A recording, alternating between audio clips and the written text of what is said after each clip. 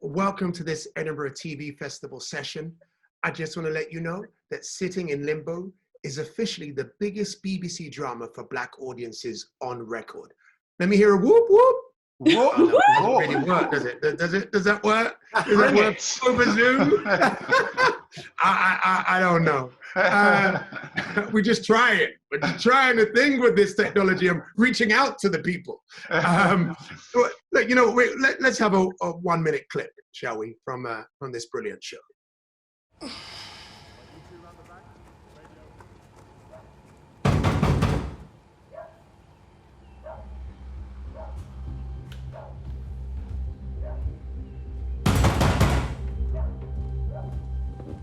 What's going on? Immigration, open up. Open the door right now. What is this? What's going on? Are you Anthony Bryan? Yes? What's this about? Anthony Bryan, I'm arresting you on suspicion of being an illegal resident. Talking about On behalf of the Home Office. Look, I don't know what's going on, but I'm in touch with the Home Office. I've been going to Beckett House. And you can deal with that later. For now, you have to come with us. Go where? He ain't got no clothes on. Janet, Let him have Janet, some clothes Calm on. down, madam. What are you telling me to calm down? Arrested for obstruction. What do you mean you're going to arrest her? She hasn't done it. Right, okay, let's get one thing clear. We're not leaving here without you. Now, if you come quietly, I'll let you get some clothes on. What the hell? Is that fair? No, that's not fair. She'll go with you. Unbelievable, man. Quickly, please. Don't touch me. This is ridiculous. 50 years I've been in this country. 50 years. I don't know about anybody else, but, you know, Stephen, I bought good quality eye water all the way through this. It moved me tremendously. Congratulations to you and the entire team. Thanks. Talk a bit for me about telling a story so close to quarters, you know, so close to your own experiences. How was that? Did it get in the way? Did it help? Was your brother pleased with the words that you put in his mouth? I mean, how did that work? It's funny because it's whenever people say they were moved and bawled the living eye water, as you've just done, it's a kind of strange compliment, but that's kind of what we wanted. And it's weird because my brother actually had a similar reaction to it, and Janet, the real life characters. And again, you know, it's a strange kind of compliment. I'm sure Patrick will say the same thing, and I'm sure Stella will concur. So we've succeeded in that respect. But of course, from my brother's point of view, he's been living with this thing and reliving it for close on nearly 4 years now. So, you know, you have a job of work to do as a writer. You know how it is, Kwame. You've got to sort of retain a certain amount of, if you like, artistic integrity or journalistic integrity in this case, and try and tell a story that's going to have an effect on an audience. But at the same time, it's your brother, and it's a real experience. And obviously, he's been affected, we've been affected, and it's a kind of symbiotic trauma, if you like. But the writing process has really helped to give me a bit of distance on it. And I think, and it's been an act of excavation in many ways, because a lot of my family history, I've been forced to bring that into the arena in a way that we, you know, our family are quite sort of disparate, if you like. And a lot of our history is kind of, I wouldn't say forgotten, but unspoken about. So we've been forced to kind of address some of those things, and it's been quite cathartic in a way. So, and this is after the film has come out as well, so it kind of goes on. But during the process, yeah, it was quite tricky. But I think the key word I would always use is trust. So long as I felt like my brother trusted me and trusted us, then it's actually relatively simple. All I can say again is that I was really moved. I thought you did an absolute beautiful job. Cheers. Stella, can I come to you as the director? You know, when you were going into this, knowing that this was an emotive story, knowing that I don't know that people's eyes would be on this with much scrutiny. How did you approach it? What was the atmosphere on set like? How, you know, what did you want us? What did you want your cast to do? And then how did you want it to affect us? Well, I think what Stephen said about trust, that kind of spread also to cast and to the crew. I mean, we all felt an incredible responsibility for the story. And I think every single person involved did, from from the runners to the gaffers to all of us, we just knew that this was an important story to tell. So the atmosphere, I mean, the cast, of course, felt so much for the subject. It was something that touched everyone's life and everyone had an experience of this. So for me, it was important for them to feel safe and to feel trust in me, but also to keep it light. Like, there was so much laughter on set. That was one thing that would probably surprise people. Like, we just were busting up every day. Like, it was almost out of control. So that was something that I wanted to have, this family spirit that we were also trying to replicate on screen. You know, the love for the family is something that was really important to me, and I wanted to have that love with us, with the family, and we became this huge family off camera as well. What I want to know is whether Stephen wrote it in or you chose in the edit the big tunes that you lot was bussing. That's Stephen. Because when it uncle ring the alarm, another sound is suffering. I mean, I was in. I don't know about anybody else, but I just went in hard. You caught me in the very That's what we want first to frame. hear. There was a lot of back and forth on that, because the playlist was huge. Yeah, we were like, huge. this is a banger, this got going, this is gonna go in. And so I'm not lying. I'm not lying. I was bussing a skank, old-fashioned style, all the way through. Patrick, you played the man himself, and if I may say so, with a degree of excellence and soul and accuracy. At least it felt that for me. That was just simply wonderful. Congratulations. Thanks, man. Thank you. Talk a little bit, if you would, about just how you prepared playing someone who is real and living now, and you're representing not the ancient history, but the recent. Talk me through a little bit about that. No, well, you know, I read it and I was in tears, sort of, you know, a third of the way into the piece when I read the script. So I knew it was something that was part of me already. And of course, you know, in terms of being West Indian and Jamaican, essentially, where you have all those stories that we all know about now, it could have been my brother as well, my eldest brother. And it happened to another friend of mine's brother. So for me, and knowing about the Windrush in the sort of late 90s for the first time, really, in terms of details, you know, it's been on my mind ever since. And I've, you know, put things together to try and tell these stories. And this was a story that I sort of already knew in terms of the world, much more to do with than the subject. It was like the world I knew.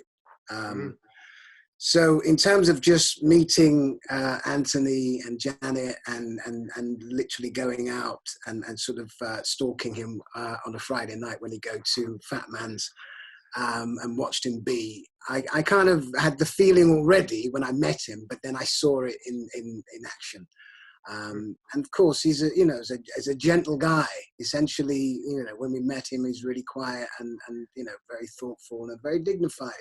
And in terms of what he'd gone through, you kind of, I knew that one. I don't even know how to explain that I knew that one, but I got it from my eldest brother way back when I was about 12, 13. You know, he'd get stopped by the police and he'd jump out the car, cussing this, that, and the other. He'd get a producer and then he'd jump back in the car and say, P, you never win with the police, man. You have to just cool yourself. So he's telling me, even though he couldn't do it, he was teaching me how we had to keep going through, and don't you do what I do, okay? So just to get through, just keep your dignity and keep your calm and all of those things. So that's what I saw in Anthony in terms of reading the script and then meeting him. I went, my God, that man went through that. So it was, you know. But very interesting to me. I mean, like, he's a quiet man, as I understand, and as you've just described, and playing quiet dramatically it's a hard thing to do, right? I mean, even from a director, did Stella not say, "Give me more, I want more fireworks, I want more, give me more," because it was so controlled and nuanced. How did you deal with that rub of kind of quiet versus action? It was, you know, as Stella said, you know, there was heaps of joy and spirit within that whole team of us. So when we came into those quiet moments, everyone was focused, everyone was pushing into that area of wanting it to be absolutely right. And so, you know, whatever we did, it was like, okay, you know, I suppose Stella, you know, she would want a different version. She didn't want to say, I want it more or less. She'd want a different. Give me this. Just think about that for a second. I go, okay. And I'd give her what I would feel I'm doing something new. And people would say, well, you didn't do much different there. I go, well, hopefully I trust Stella, and Stella has shown me that I can keep going with whatever I'm choosing to do. And you know, for me, we got there. I don't know which take she took of any of it.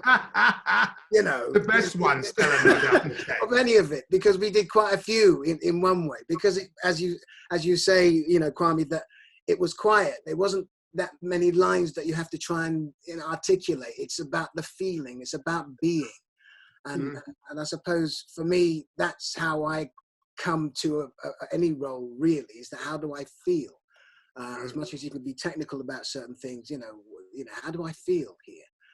And for me, throughout the whole thing, you know, Stella put me all the way through in the right gear and more, you know. So it was a feeling that we all had and shared, and it just went in as far as my experience goes. Well, again, whatever you did, whatever laughter and joy and big tunes you lot were busting on the set, I gotta let you know that it came over.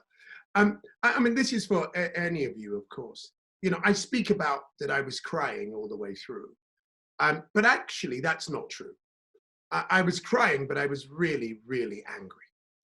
And my anger just continued to multiply all the way through.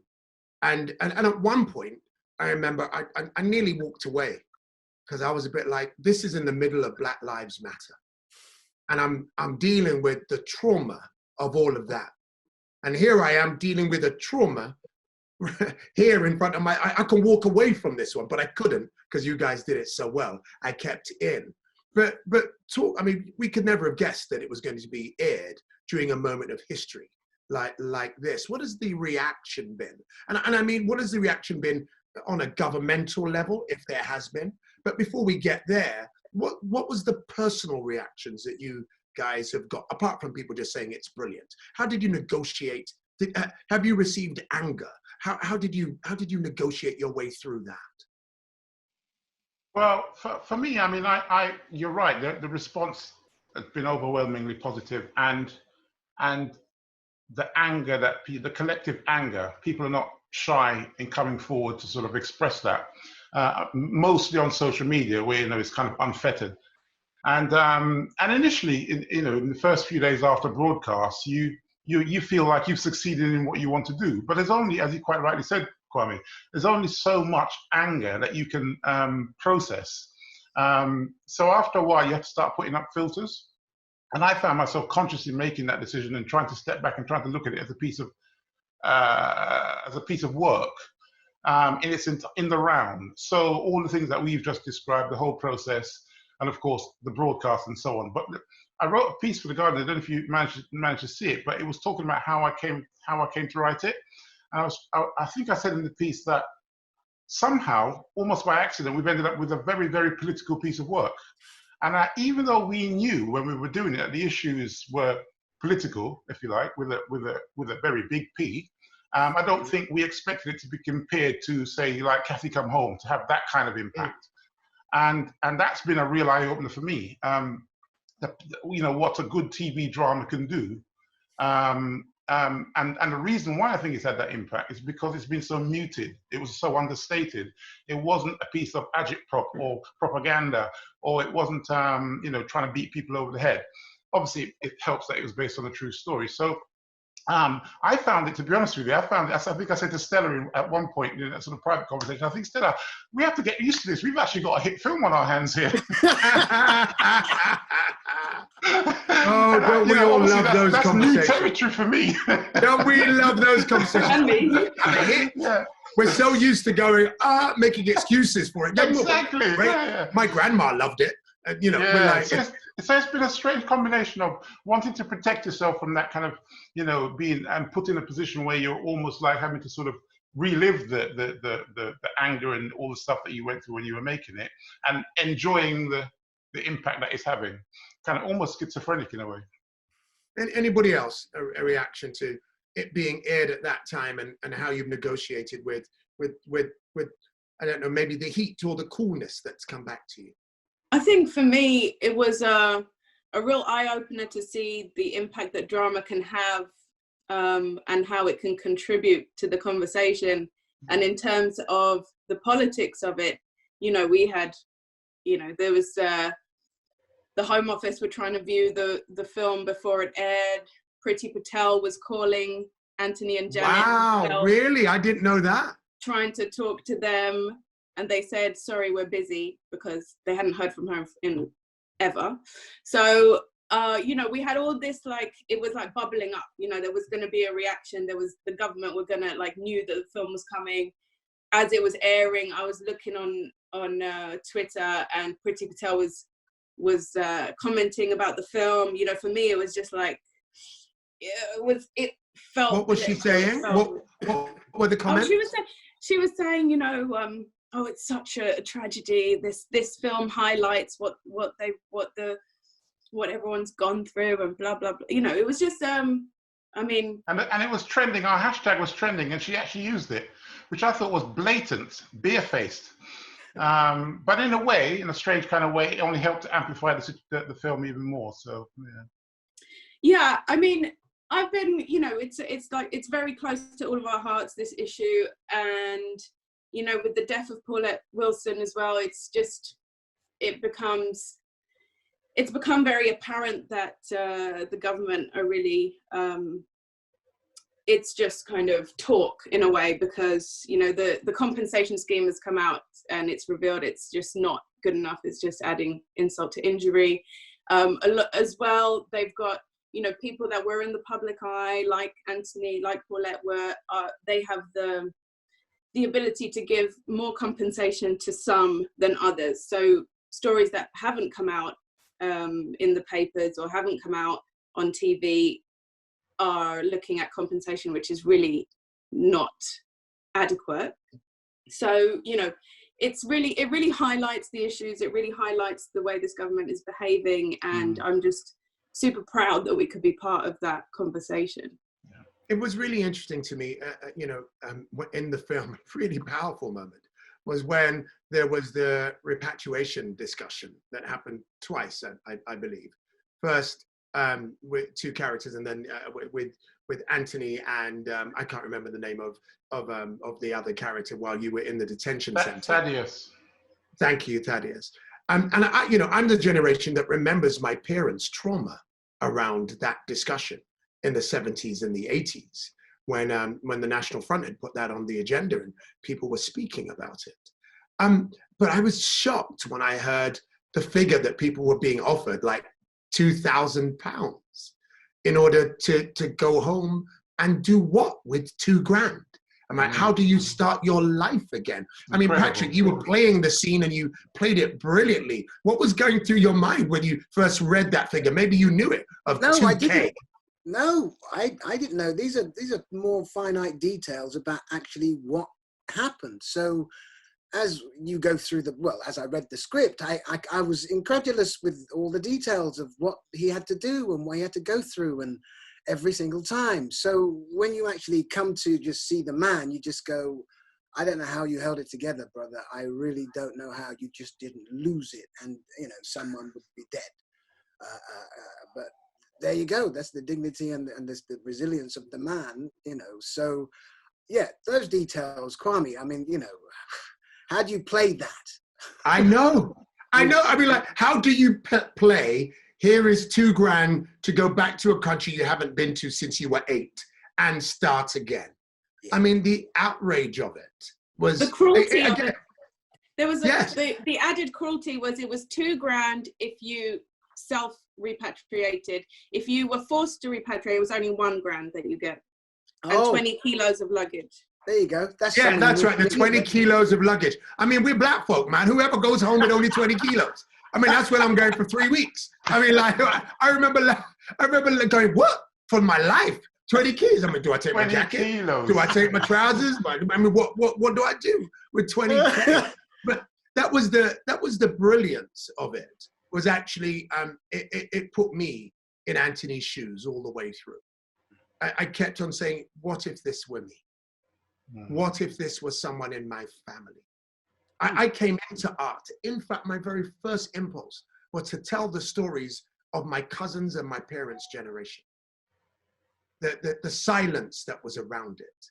And again, you ticked one thing off my bucket list. I don't need to go there anymore. You guys have done it so well. But the pain and the anger. Now, I'm going to flip this just a little bit and just talk about this summer of television.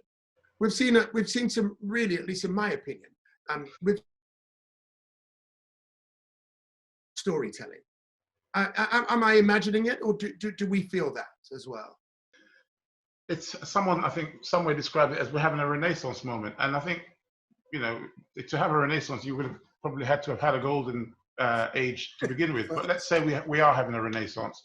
I think what I'm looking for in this period is the diversity of stories. And I'm not 100% convinced that we're quite there yet. The few issues that we still seem to be allowed to sort of talk about, don't get me wrong, I'm not complaining, these stories are important, but as we move forward now, are we going to be given the opportunity to tell different types of stories and extend that moment? And it ceases to be a moment, let's say. But it seems as if, the cynic in me is I'm trying to keep the cynicism out of my assessment of this period, in the sense that, you know, the powers that be, or let's say, you know, the broadcasters or the creative industries are exploiting a moment for their own ends. But I don't want to see it like that. But it would be possible to view it through that prism if you wanted to. I mean, for any of you, do you think that this is a movement or a moment?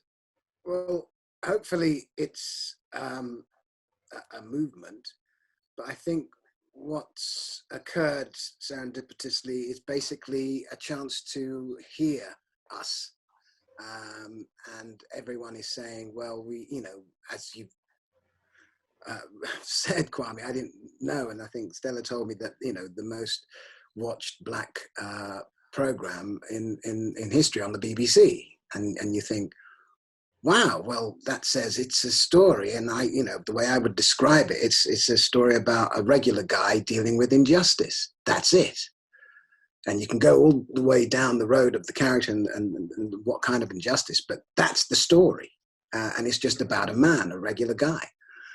So hopefully we can tell more stories that doesn't necessarily have to be about the plight of being a person of color in Britain. But we haven't had enough of those stories for it to be something that we can exhaust yet. Exactly. To go elsewhere. Yeah. So I suppose it's a tricky thing, I suppose, Stephen. That's what I feel as well, that I have stories, but I know that I want to get certain stories out that does tell that story. Yeah. In lots of I think what I was trying to say is that we can tell those stories alongside others. Yeah, absolutely. So that diversity of story is diversity of story is everything. And I think what I'm hearing is that you guys are saying it's a step forward, but we've still got a long way to go. Yeah. And I think that feels really important, to recognize that there are more, and then to diversify that, to not only sit within one lane. I think that's absolutely right. Absolutely. Yeah. Stella, can I? You know, how was diversity in your crew? How did that look like?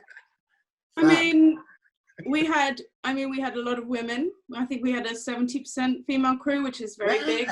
Stella Mafia. So, and in the crew, we did. My both of my producers are Black of Caribbean heritage. But, you know, I do think that there is a long way to go. I think that productions see it as a challenge when I don't think it is. I think that to really make it a movement and not a moment, as white people, we have to analyze what we've been doing wrong till now and change that. I don't think just adding money to a pot or starting initiatives now really changes that. We have to look at who is in power, who has control, and change that. And I think it's not about having to search for talent. I think the talent is there and has been ignored and neglected, and we have amazing Black women directors that have been neglected, and I think it's about what they call nurturing. I feel like my career has been nurtured, and why are we not doing that for others? You know, so I'm really interested in that. You've self-identified as white. So how did you walk into this environment feeling that you had a privilege, that maybe there should have been someone who was Black, or did you walk in and think, okay, this is this is what I have been nurtured and given, and how did you find your way in? I think I think it's something that, especially now, I've been like really looking back at and analyzing. I think there was like a lot of naivety a year ago in myself. But I think there was also an honest discussion. I think that was it was attempted to approach several Black directors, because, you know, we're telling a Black story. So it's only fair and important that Black directors are given the chance to tell Black stories. So I think the discussion was there, whether I don't really know what happened, but I know that now is a time to kind of change. I know that me personally, I will be stepping aside and making space for Black directors, instead of taking, you know, we have this thing as directors and freelancers, we've got to take every job, we've got to, you know, you can't turn down a job. You got to pay the bills. I've got my daughter. Like, it's all self almost, you know. You're just like scrambling sometimes and feeling that you have to take every opportunity, especially as a woman. I feel like I can't really say no to opportunities, especially to a script that I connected with so strongly as well. I am an immigrant. I was going through settled status at the time that I read the script, and my daughter was stateless, even though I've been in Britain for 28 years. So, you know, I just think the effort needs to be made all around, and we need to really look at this industry deeply, and it's not just a superficial moment. You know, we have to really change the way it's been for many, many years. I will second that I think that we have to make it a moment. We have to make it not a moment and make it a movement, right? We have to keep pressing, and I think this moment in history has deepened the listening, I think, of white Britain in a way that is relatively remarkable. And it's not to say people were not listening before, but it really has deepened it. And if the doors are open now, or the ears are open, the diversity of storytelling, the diversity of our crews and our commissioners, I think this is a moment where we need radical action. Again, but it all begins, doesn't it, with the art, and your art, I had to say, one and all, was simply marvelous. My final kind of question is, what's tomorrow looking like for all of you guys? We're in the middle of this Corona coaster. I hope that you have got through it well, or as well as humanly possible. What's tomorrow? Is there something really exciting that you're working on that you can tell us, that you won't tell us, that you shouldn't tell us, but you're really excited about? And what's tomorrow like?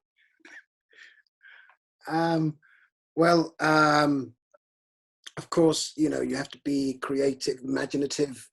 at what you can possibly do if you're an artist, and invariably we find a way of trying to do stuff. So for me, I feel, you know, the question was asked, and I think, Kwame, just to go back on the point you were making, you know, in terms of being listened to, we are being heard now.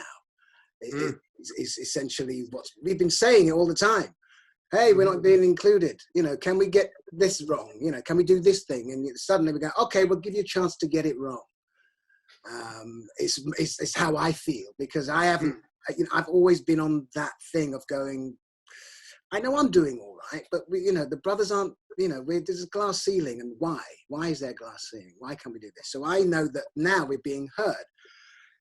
But anyway, in terms of being a creative being in this mad time, you know, I feel that being asked the question of what can we do to make things better? Well, you know, obviously we're being heard, and essentially it's educating, leading out of ignorance, those folk who ultimately need to be led out of ignorance, and it starts where you teach the children, and hopefully they will come with the next stage of how things can be made better.